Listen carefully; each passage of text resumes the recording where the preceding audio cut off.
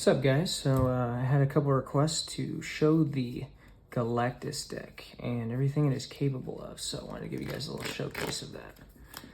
So to start off, obviously Team Overpower, because you can place an activator there, and it's the best. Why would you not?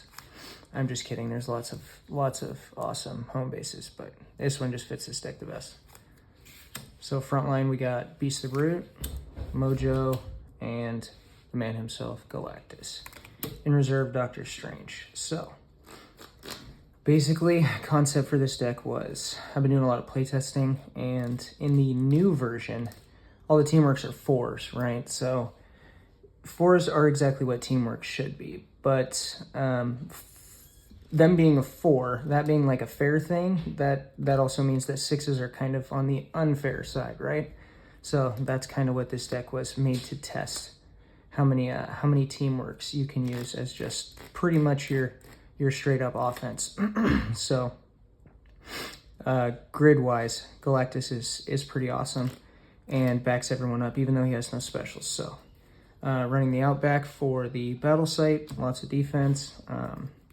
This deck has pretty much 2 events that are pretty killer. So the 2 events are no cards with a strength icon may be used to attack this battle, and discard all multi-power cards. That's right. It doesn't say multi-power power cards, all multi-power cards. So everything in hand, everything placed, bye-bye. I did get 0 a couple times in the Battle for Boston tournament with Sabotage, but the majority of the time it got 1, 2, or even 3 or 4 cards. Almost always got 2.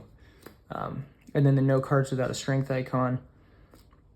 No cards with a strength icon may be used to attack this battle is pretty killer as well, as you'll see with the build of this deck. So for specials, we got 3 negates for Mojo, 1 straight avoid for him, his 5 fighting that can be combined with a power card. I don't think I did that a single time, but it is an option.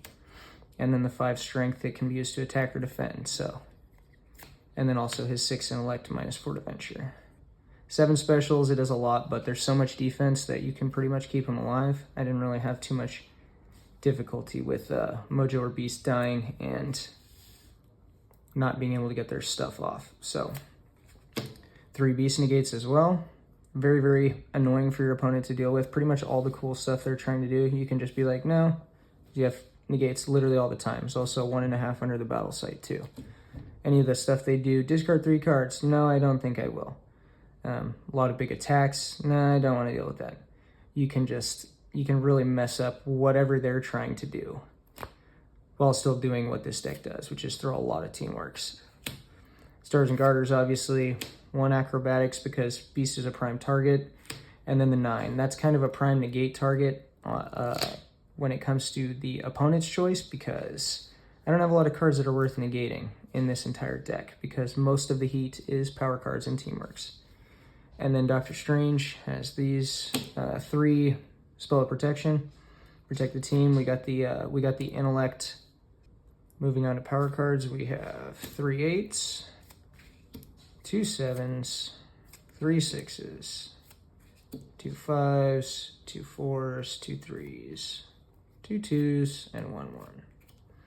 So the reason for this is a couple of reasons. Yes, Beast the Brute has a 7, but Mojo's a max 6, so that's kind of why I wanted 3 6s in there.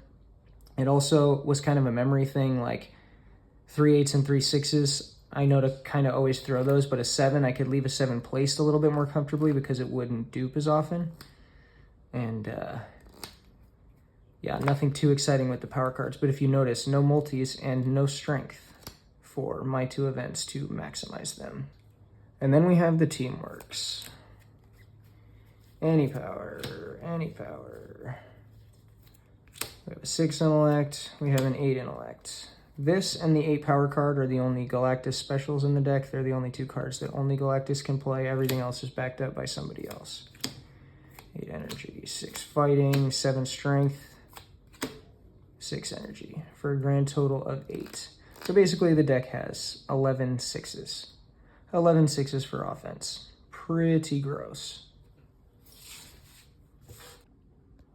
So, pros and cons. there is on the pro side, a ton of teamwork pressure. You are constantly throwing teamworks, and it is a huge pain for your opponent to deal with. In addition, you have a double negate. We already talked about that. Very defensive battle site. It was incredibly rare that somebody died. Yeah, it's just very, very strong at winning the venture. A little bit harder to spectrum without a ton of strength options and multi-power, but had no problem with cumulative KOs. It's also good against a lot of different events, like your opponent's playing the crossing, kill a character, okay, you just kill Galactus, and then you have 2 dead cards, and it's just probably about the same as the character they KO'd. Really not that big of a deal. There's a whole bunch of events that really aren't that big of a deal for this deck to deal with. And the 2 that pop up for me, they're always going to be very, very strong and allow for a very greedy venture.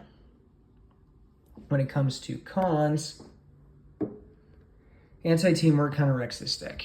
It does, but honestly, there's 8 of them, so even if your opponent gets 2 or 3, you can still come back very quickly and still have enough heat in the tank to do what you need to do. When it comes to things like Juggernaut Raise, you have so many negates, so it never once went off or was a threat, really. Another con of the deck is there is a very high chance to dupe. There is 6 triplicates in the deck total, so. And lastly, the last weakness I would say is it's incredibly weak to JWs, because we want to be using our power cards for attacking, not defending. Most of our defense is in the way of our negates, Doctor Strange protection, and our battle sites. But the deck did go 9-1 at Battle for Boston, so there you go. There's the list.